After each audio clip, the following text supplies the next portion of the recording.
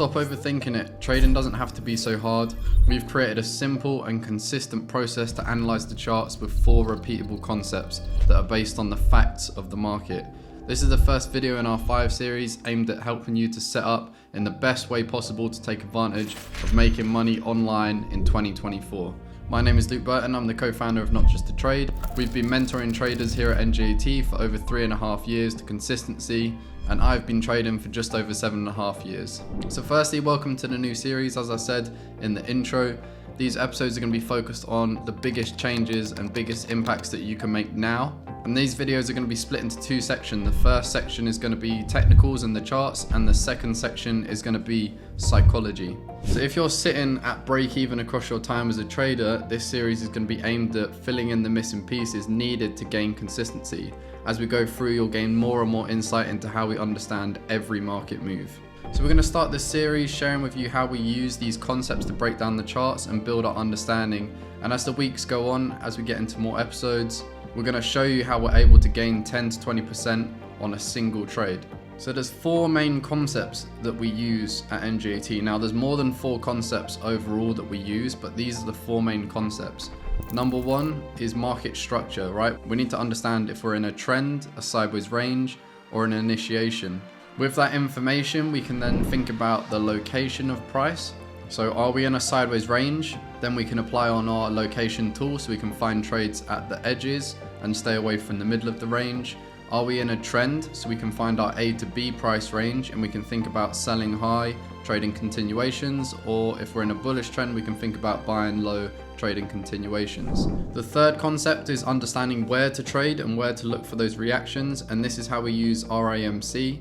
That is a sideways range, initiation, mitigation, continuation. So we know where to look for, we know the direction of price. We use RAMC to get involved in the sideways ranges where we know the orders are created in the market at good locations. And then we use time frames. We use the higher time frame to understand where we're looking for our trades so that we can get the highest risk to rewards out of the trades that we're in.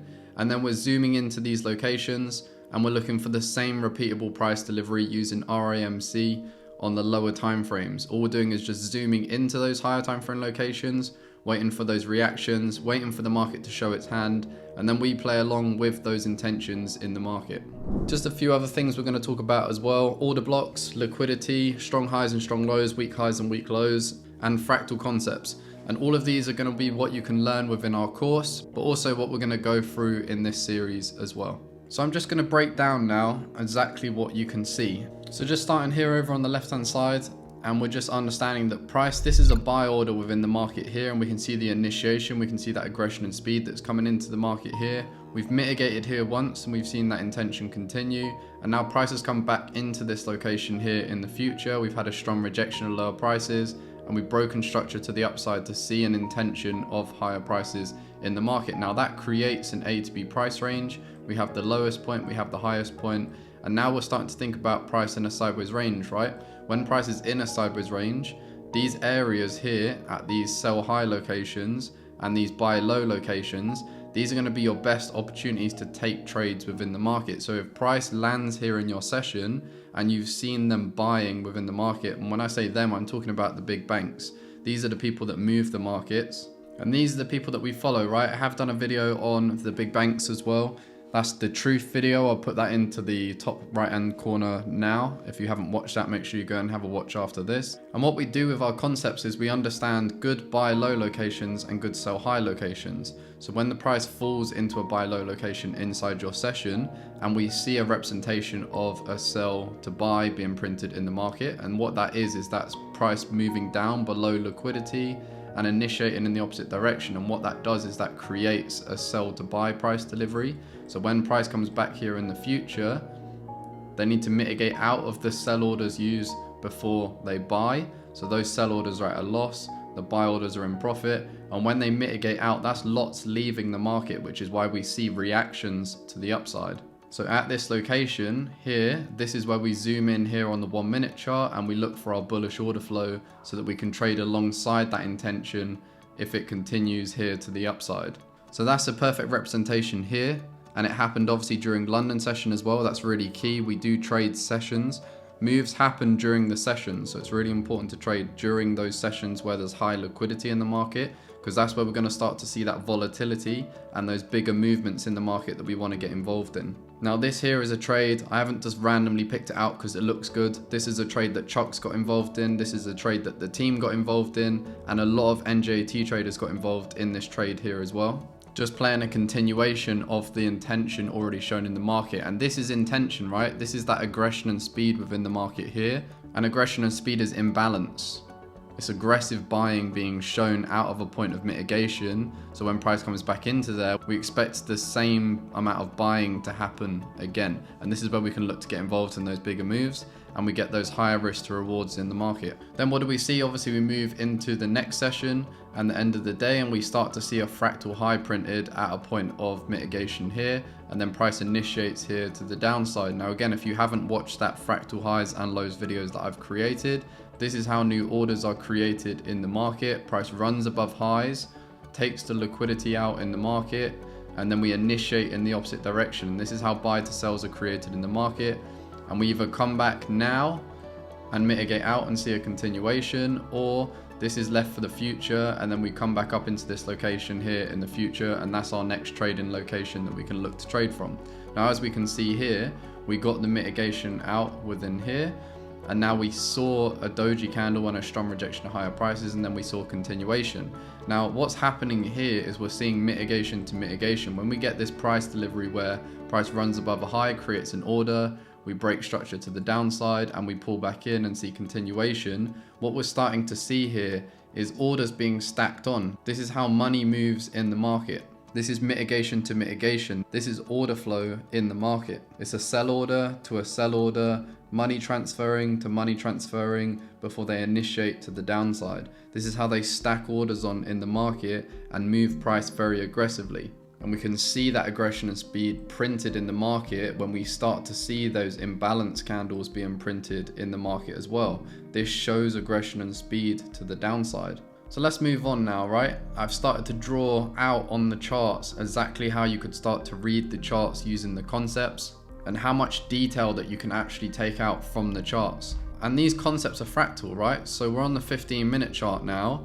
If you was to go onto the 1-minute chart, you can take just as much information away as we're seeing here on the 15. And your trading can become extremely detailed like this as well.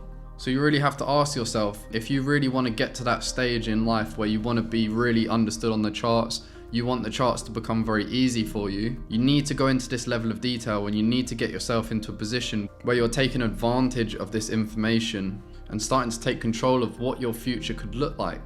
Because with this level of detail within the markets, and with this level of understanding within the markets, you can create any strategy that will work. I used to dream about having this amount of information or this amount of understanding within the markets, and this is why we share what we do with other traders as well, because we had to learn all of this for ourselves by just going into the market, understanding every market move, putting those pieces together, so that you don't have to put those pieces together. You can follow a system that is repeatable and consistent. And this information is the difference between being successful and not successful in the market. This time next year, you're either going to be looking back at the markets and saying, wow, how much information that I've gained over this past year and how much experience that I've gained over this last year. Or you're going to be in exactly the same position that you are now, still trying to figure out the markets and still just dreaming about your goals of the future, rather than actually taking action, taking control of your life, getting yourself around consistent traders, and putting yourself in the best position to smash your goals and win in 2024. So in the charts now, right, we've got this large sideways range. We know it's a large sideways range because price is taking out the highs, taking out the lows, and we're moving back in. So when we understand that we're in a large sideways range, again, we can focus on the edges. So when we know that we're at the edges during our sessions, these are going to be the best opportunities to take buy low and sell high continuation opportunities. So that's a process within our minds and within NJT, that when price is contained sideways, all of NJT look towards the edges. Because this is something that we consistently say inside NJT, so that we can make sure that all the traders are trading at good locations, which gives us the best opportunities to win in the market. Now down here, we have an inside bar, right? That is where price is contained between the low and the high of the previous candle before price is initiated here to the upside, and that is a lower time frame range. That is a representation of buy orders being printed in the market. Again, we created this A to B price range here, A to B here.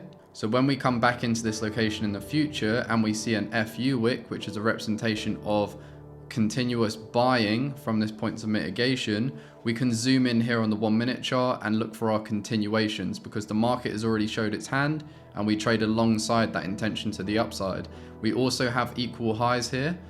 Now, equal highs are liquidity. A lot of traders know that already. And liquidity is targets following a bullish intention. So we can see that we have a bullish intention here created in the market from an inside bar, which is a range. This is where intention's created. We see continuous buying here when we get the FU wick. That shows the intention wanting to continue. And now we have a target for price, which is the equal highs that we have up here, which is a great opportunity to take your profit within the market here as well. Again, we always focus on high risk to rewards. We always focus on 1 to 10s as a minimum. And that's so you can get paid for your time. So we're not sitting in the markets and only looking for a couple of % out the markets every single day. When we spend our time at the charts, we want to get paid for it.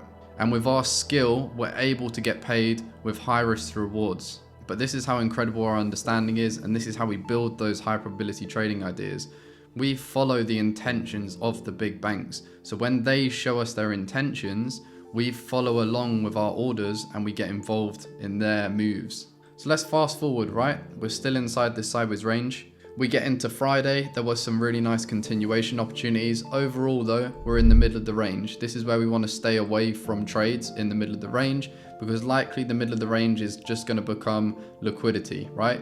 The edges are going to be the best locations to see those bigger moves in the markets, and that's how we're able to get those 1 to 10 risk to rewards. But it doesn't mean that we can't follow price and understand how price is moving.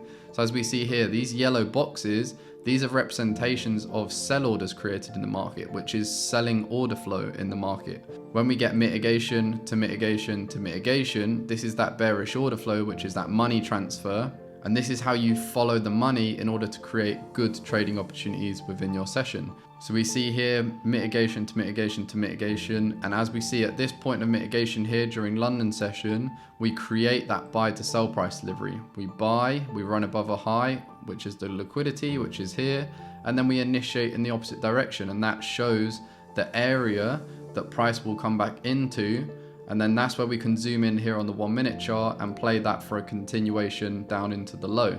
Now, when we create this A to B swing point here, we also have our A to B price range, which is A to B. Now, when we think about A to B price range, all we're doing is looking at sell high locations. So that's when price gets into the top 50% here.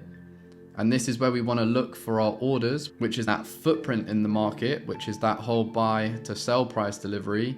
And when we get here, this is where we zoom in here on the 1 minute chart and we play that intention here to the downside. So this is how we're using these concepts to create those consistent and repeatable entries within the market. And these are the facts, right? These aren't just what we think. These are based on logic and repeatable logic of how the banks have to move price or have to create orders within the market. So as we can see, right, we broke out of this sideways range here. So we were in this very large sideways range. When we break out of a sideways range, we can anticipate the next phase of price, which is where I told you that we use RAMC. Sideways range is where orders are created. Now, when we break out of that sideways range, we can anticipate the next phase of price, which is the initiation phase. This is where price moves very aggressively in one direction, which is the banks aggressively selling in the market. Now, when we pull back into that sideways range or into that A to B price range, sometimes we don't always pull back into the range. So we need to look within this leg to see if there's any sell orders within this leg that we could also look to play for a continuation to the downside. And what that does, that creates liquidity now, so that when price moves back up here in the future, back up into this range, they can create a new buy to sell order within the market. So we don't always get the mitigation now. Sometimes we just get a high created, which is going to be liquidity for this range so that they can transact new orders in the future inside this range. And we get continuation of that momentum to the downside. So this is what we're seeing here, right? We see the aggression and speed out of the range. We create that low, we take out the low, we take out the high. price moves back up into this FU wick here. Again, a FU wick is a representation of a buy to sell in the market. So we know that there's orders inside this buy to sell that need to be mitigated out from here in the future. And that is an order block, right? That's a representation of them selling within the market. And we see them selling because we see the aggression and speed that's come right after that order block has been created. And that's the imbalance that's been created in the market. So we know that when we come back here in the future, we zoom into the 1 minute chart and we can look for sell continuations within the market. And again, this is another trade that a lot of NJT traders took and got involved in and took great risk to rewards out of the market. And because we use RAMC in the market, and because we understand that this FU wick here created this low, that gives us a very easy target when we're inside this trade looking for a take profit location. So let's fast forward and continue. We've broken out of, again, another very large sideways range, which is here where prices contain sideways. So what did I say when we break out of a sideways range? We then move into that initiation structure, which is that aggressive selling within the market. So that gives us a very clear and easy bias to look for sells. Now again, we can use our same concept of that mitigation to mitigation, bearish order flow to see those buy to sell, mitigation to mitigations printed in the market. Now, like I said, we don't always have to come back into the sideways range here. So we always want to look in the leg here as well at a premium price to see if there's any OBs that's been created that we can trade from. And this was again another easy opportunity to get involved in for continuation to the downside during New York session, just following the bearish order flow within the market and following the direction of the market using the concepts. And we're going to be going into these specific entries in future episodes as well, so you can see exactly how we get involved in these trades in the market. So fast forward to today, and as we see, price is in a sideways range. Again, we're contained in this sideways price delivery, and I've just drawn a little annotation here for you as well. This is how we look at price, and this is how we use our processes to understand price when price is in a sideways range. We look at the edges here, and these are going to be our buy low and sell high locations, and we stay away from the middle of the range. That is what's called the slaughterhouse.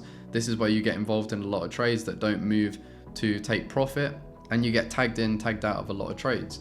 So if the session opens, which here we've got London session, which opens at 8 o'clock in the morning, we have a buy order created at the edge of the range. Prices opened up at the edge of the range. These are amazing buy opportunities in a buy low location using our process that you can get involved in, trading continuations up into the highs. And all we're doing is just using the concepts to look for good trading locations. We're zooming in at these locations. We're waiting to see the banks buying again, and then we get involved in those continuations. And it's just understanding the structure of the market when price is in a sideways range. We apply on this same process over here so that we can make sure that we trade at good locations. At these edges, we're also looking for representations of that sell to buy price delivery, which is what we get here. We get that sell to buy price delivery that I've drawn in yellow. And when price gets in here, we're zooming into the 1 minute chart and we're looking for those trades so that we can look to get paid for our time. And now you have a clear understanding of exactly how we look at the markets and how we understand every market move. Okay, so first question, why do you think a lot of traders fail? Traders fail because it's not consistent enough. When you're consistent enough with doing something, you start to notice the patterns of what work, the patterns of what don't work. And that's where you find out what does work, you repeat more of those things, and you find out what doesn't work. You become aware of those things that don't work, and you make sure that you don't repeat them in the future. But what most traders do is they realize what works, they realize what doesn't work. Instead, they do it the opposite way. They start to repeat more of what doesn't work. It might be something that's emotional. You know, for example, maybe they start to jump into trades too early, or they get into trades too late, or they don't execute their process how it's supposed to be done. So they realize it doesn't work, but because they're consistently doing it over and over again, they're building a habit in that area, which again, when you start to build habits in those areas, it becomes more difficult for you to change. And they keep repeating the same mistake, which keeps repeating the same feelings that they get, and those feelings become very known. And so they stay in that area where they understand and they know what's happening. And then it becomes like a drug. You know what that feeling's like, you know the decision that you're about to make, but you think this time it's going to be different. So you consistently do the thing that you know that you're not supposed to do because it's easier than stepping to the other side of the unknown, which the mind doesn't necessarily always like the unknown. It's a very uncomfortable place to be, but that's the other side of the success. Sometimes you have to step into that unknown and find out what the answers are. So I think most traders, they fail because they just stay in that same area of repeating the same mistakes. They don't ever work on themselves. They don't ever improve themselves. And they just come into the week every single week and just focus on doing the same thing that they've done last week. Consistency works in both ways, right? You can be consistent at doing the wrong things, but you can also be consistent at doing the right things. And the wrong things and the right things are both the same process. It's both the habits and the decision making in the moment. So if you can align yourself with the habits and the decision making in the moment that leads to more, that's where you'll start to improve as a trader. If you go down the opposite way and you start to align yourself with what you don't want, and your habits and decision making in the moment is aligned with what you don't want, you're going to repeat a lot more of the mistakes. It's going to become a lot harder of a journey for you to go on. It's going to be more uncomfortable week to week, and your internal self-talk is probably going to be very negative.